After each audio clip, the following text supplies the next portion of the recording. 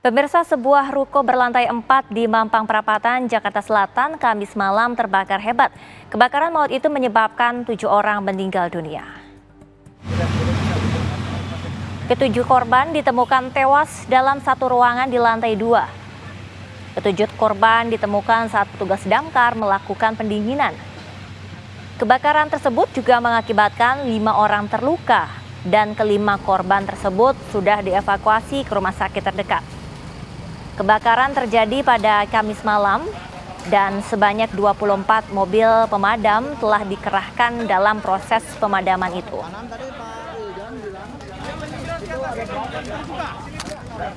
Korban yang sudah berhasil dievakuasi ada 5, yang 4 merupakan karyawan, 1 adalah adik dari pemilik toko, kemudian korban yang selamat kita larikan ke RSUD Mampang Perapatan, kemudian saat ini sudah dirujuk ke Rumah Sakit Tarakan, Rumah Sakit Siloam Kebon Jeruk, dan RSUD Pasar Minggu. Kemudian ada lagi kami mendapat informasi dari petugas yang masih menyisir di dalam. Di lantai 2 sudah ditemukan di dalam satu ruangan terdapat 7 korban lainnya dalam kondisi. 7 jenazah korban kebakaran toko bingkai di kawasan Mampang, Jakarta Selatan telah dilakukan pemeriksaan di Rumah Sakit Polri Kramat Jati, Jakarta Timur. Ketujuh jenazah kini telah dimasukkan ke ruang instalasi forensik untuk menjalani identifikasi. Korban terdiri dari 5 dewasa, 2 balita. Luka bakar yang dialami yakni sebesar 90% masih dilakukan proses identifikasi terhadap para jenazah. Dan terkait balita masih belum memiliki sidik jari, akan dilakukan pencocokan KTP data antemortem. Sebelumnya, sebuah toko bingkai di kawasan Mampang Perapatan, Jakarta Selatan pada Kamis malam terbakar. Dan sampai saat ini petugas masih melakukan olah tempat kejadian perkara.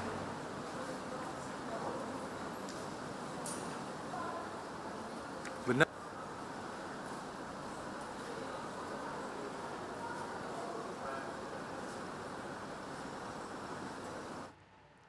Dan untuk mengetahui kondisi terkini dari Rumah Sakit Polri Kramat Jati, kami telah terhubung dengan reporter kami, ada Yunik Suwandi di sana. Yunik, bagaimana dengan proses identifikasi para jenazah? Ya, selamat siang Prima dan juga pemirsa TV One. Benar sekali bahwa ketujuh korban akibat kebakaran ruko di daerah Mampang Perapatan masih dilakukan proses identifikasi. Namun juga dalam proses identifikasi tersebut masih ada di tahap antemortem atau pengumpulan data sebelum para korban ini meninggal dunia.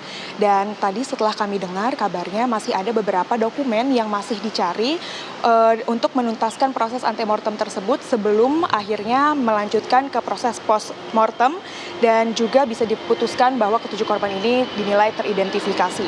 Sebelumnya juga pemirsa, kami juga tadi melihat di sini kehadiran keluarga korban dan juga beberapa rekan korban yang menunggu dan sudah datang dari tadi pagi untuk mengikuti proses identifikasi. Dan juga pemirsa, untuk kilas balik bahwa kemarin pada hari Kamis malam telah terjadi kebakaran di ruko di kawasan Mampang Perapatan dan menyebabkan 7 orang meninggal dunia dan segera langsung dievakuasi oleh pihak kepolisian pada pukul 7:30 kira-kira malam tadi dibawa ke tempat saya mengabarkan saat ini Rumah Sakit Polri Kramat Jati. Sampai saat ini kami juga masih menunggu perkembangan bagaimanakah proses antemortem tersebut. Sementara itu yang dapat saya sampaikan, Prima, kembali ke Anda di studio. Apakah sudah ada pihak keluarga yang datang ke lokasi, ke rumah sakit untuk mencari keluarganya?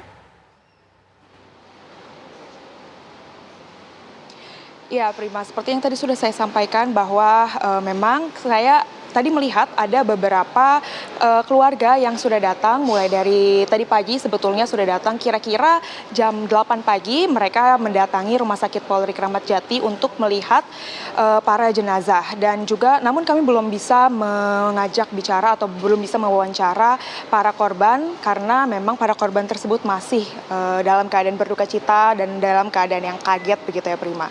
Itu dia, Prima. Ya, Yunik, ini diketahui bahwa para korban merupakan satu keluarga. Apakah memang satu keluarga ini tinggal di toko tersebut atau seperti apa informasi yang Anda dapatkan?